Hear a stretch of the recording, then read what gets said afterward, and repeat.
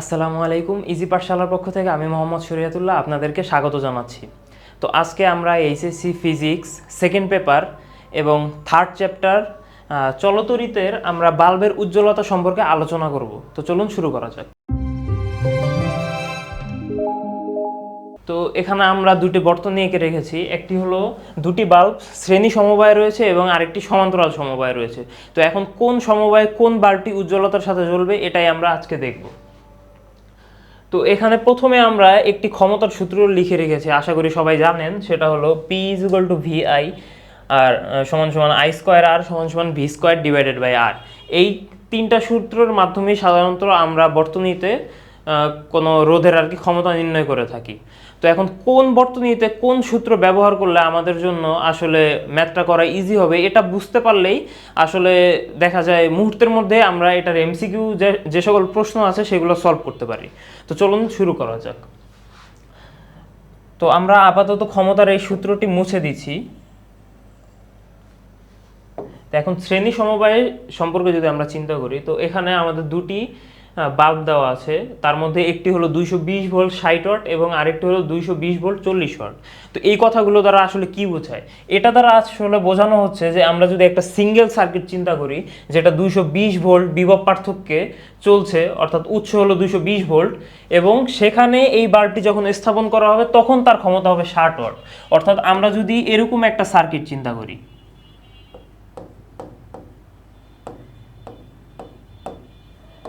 তো এখানে এই বাল্বটির আসলে ক্ষমতা হবে, তখন এর ক্ষমতা হবে 60 ওয়াট, কিন্তু আসলে এই জায়গায় কিন্তু ক্ষমতা 60 ওয়াট না। তো এখানে কোন জিনিসটা আসলে সেম? একমাত্র রোধ, এই বাল্বটার রোধ যেটা সব জায়গায় সেম থাকবে, কারণ এটা আসলে তৈরিগতভাবে মানে ফ্যাক্টরিতে যখন এই বাল্বটা তৈরি করা হয় তখন এর যে রোধটা আসলে তারা মানে যেই রোধ অনুযায়ী আসলে এটা তৈরি করে এই রোধটাই সবসময় থাকে। কারণ রোধ মানে কি? যে তড়িৎ প্রবাহে বাধা দান করবে। এখন এটা যে কোনো বর্তনীতেই লাগানো হোক না কেন এটা সেম পরিমাণ বাধা প্রদান করবে। তো সে কারণে এটা রোধ সবসময় কনস্ট্যান্ট, এবং এই রোধটাই আমাদের হিসাব করে বাদবাকি হিসাব নিকাশ করতে হবে। তো চলুন শুরু করা যাক।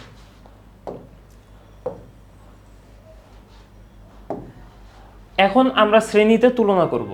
তো আমরা আগে বলেছি যে কোন সূত্রটা আসলে আমাদের জন্য সবচেয়ে সুবিধা সেটা আমাদের বের করে নিতে হবে। তো শ্রেণীতে আমরা জানি যে শ্রেণীতে দুটি রোধের মধ্য দিয়ে যে তড়িৎ প্রবাহ আই সেটা সবসময় সেম।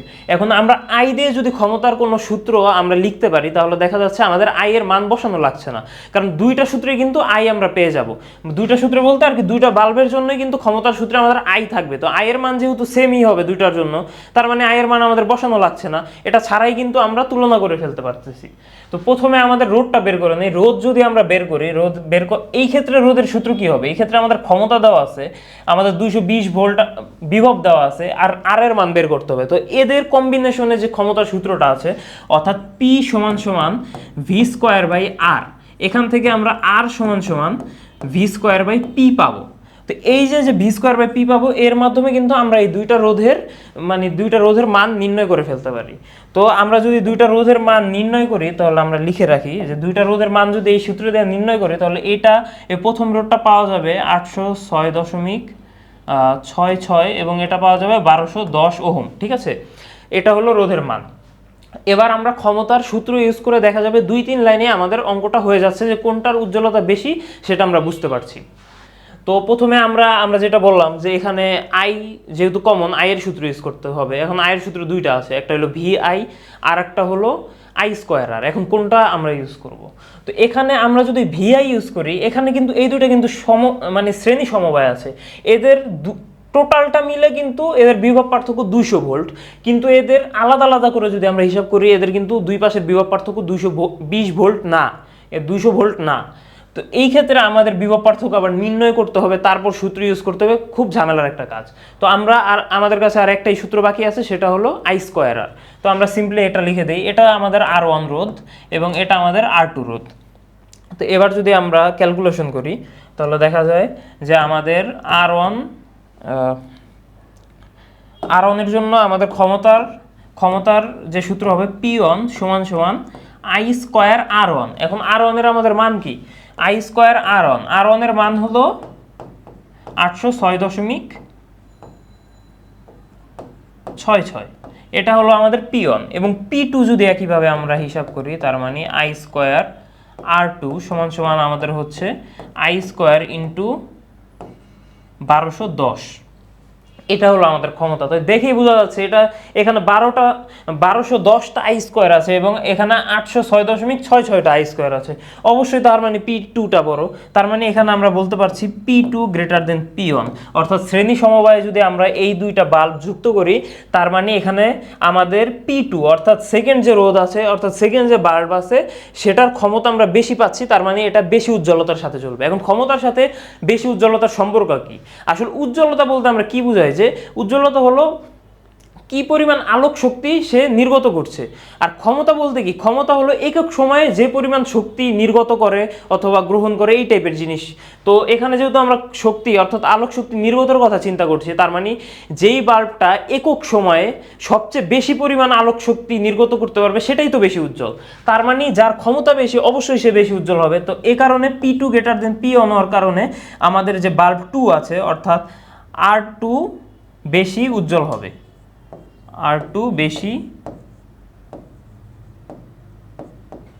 উজ্জ্বল, R2 বেশি উজ্জ্বল হবে।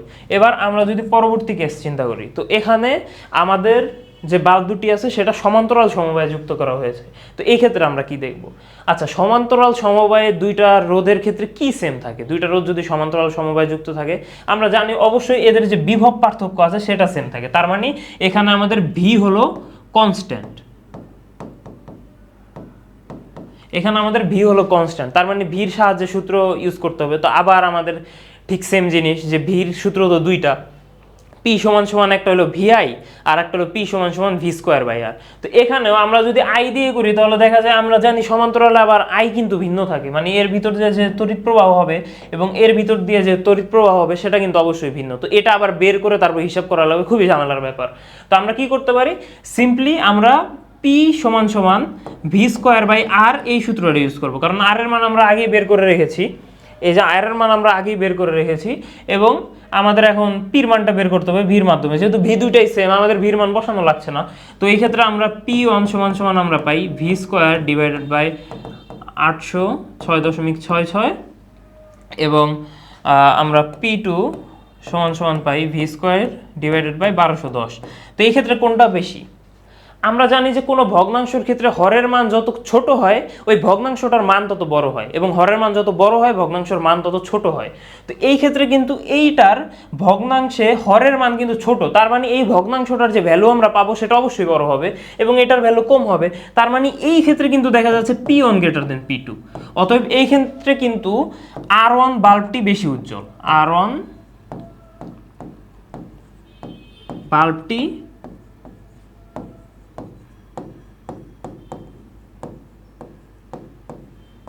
আরন বাল্বটি বেশি উজ্জ্বল। তো এভাবে কিন্তু খুব সহজেই আমরা এমসিকিউ সমাধান করতে পারি, জাস্ট কয়েক সেকেন্ড মানে কয়েক মুহূর্তের মধ্যেই কিন্তু আমরা এটা সমাধান করে ফেলতে পারি। এখানে আমরা শুরুতে ক্যালকুলেটর ইউজ করে জাস্ট রোধের মানটা দেখবো। এমসিকিউর ক্ষেত্রে তো আমাদের ভ্যালু নিয়ে চিন্তা করা লাগবে না, সেখানে জাস্ট আস্ক করবে যে কোনটা বেশি উজ্জ্বল কোনটা কম উজ্জ্বল। এই ক্ষেত্রে তো আমরা জাস্ট R1 আর R2টা আমরা ক্যালকুলেটরটা বের করে জাস্ট দেখবো যে কোনটা বড় কোনটা ছোট। তো এই ক্ষেত্রে কিন্তু আমরা যদি নেক্সট পেজে যাই এটা আলোচনা করি, তো আমরা ক্যালকুলেটর ইউজ করে আমরা প্রথমে বুঝলাম যে R1 থেকে R2 কিন্তু বড়, আর R2 গ্রেটার দেন R1। এটা আমরা ক্যালকুলেটর ইউজ করে জাস্ট এই ধারণাটা নিলাম, আমাদের মান মনে রাখার দরকার নেই। তো এখন আমরা এমসিকিউর ক্ষেত্রে কি কোন প্রসেসে আগাবো? তো আমরা যেহেতু বললাম শ্রেণীতে, আমরা এখানে যদি লিখে রাখি আর কি শ্রেণী সমবায়, তো শ্রেণী সমবায়ের ক্ষেত্রে কি সেম, শ্রেণী সমবায়ের ক্ষেত্রে আই সেম এবং আর দিয়ে তো আমাদের হিসাব করতেই হবে। তার মানে এটার সূত্রটা কি, P = I স্কোয়ার। আর এই একটাই সূত্রে, এই সূত্রটাতেই আর কি একমাত্র আই এবং আর দুইটাই আছে, তার মানে P = I স্কোয়ার আর। তো এখানে দুইটা বাল্ব আছে, দুইটা বাল্বের ক্ষেত্রে কিন্তু আমাদের আই সেম, তার মানে আই নিয়ে আমাদের চিন্তা করা লাগবে না, এই আইটা দুইটার ক্ষেত্রে একই। তার মানে এখানে আমরা বলতে পারতেছি P সমানুপাতিক আর, অর্থাৎ আর বেশি হলে P বেশি হবে, আর কম হলে P বেশি হবে। আচ্ছা, এখানে আর কার বেশি? এখানে অবশ্যই R2 এর মান বেশি, যেটা আমরা ক্যালকুলেটরে হিসাব করেছি। তার মানে এই শ্রেণী সমবায়ে আমাদের R2 বেশি উজ্জ্বল, R2 বেশি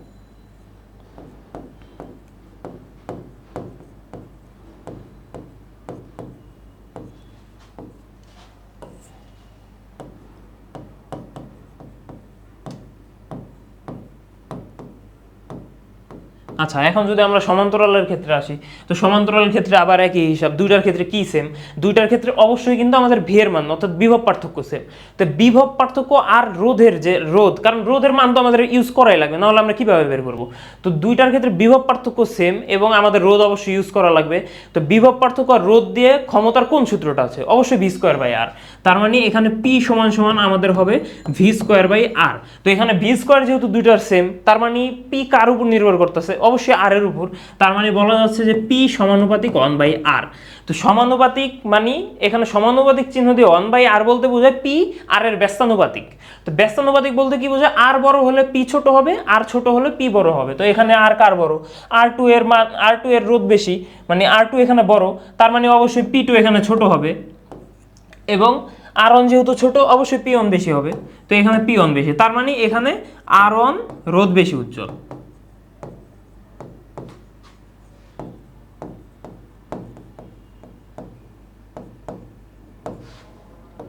তো এখানে আমরা এমসিকিউ এবং সিকিউ দুইটার ক্ষেত্রে দেখলাম। সিকিউর ক্ষেত্রে আগের প্রসেসে যদি আমরা করি, আই আর ভি এর মান বসানো ছাড়াই আমরা দেখা যাচ্ছে 2-3 লাইনে আমরা সমাধান করে ফেলতেছি। আর এই ক্ষেত্রে আমাদের যদি এমসিকিউ থাকে, এইগুলা জাস্ট মাথার মধ্যে যদি আমরা হিসাব করি, খাতায় লেখাও লাগবে না, আমরা যদি জাস্ট হিসাব করি যে কোন সূত্র ইউজ করতে হবে এবং তাদের সম্পর্ক কি, সেই অনুযায়ী কোনটা উজ্জ্বল বেশি বা কোনটা উজ্জ্বল কম হবে, তাহলে কিন্তু খুব সহজেই আমরা সমাধান করতে পারবো। তো আজকের ক্লাস এই পর্যন্তই ছিল। আশা করি আপনারা সব কিছু বুঝতে পেরেছেন। ইজি পাঠশালার সাথে থাকার জন্য ধন্যবাদ। আসসালামু আলাইকুম।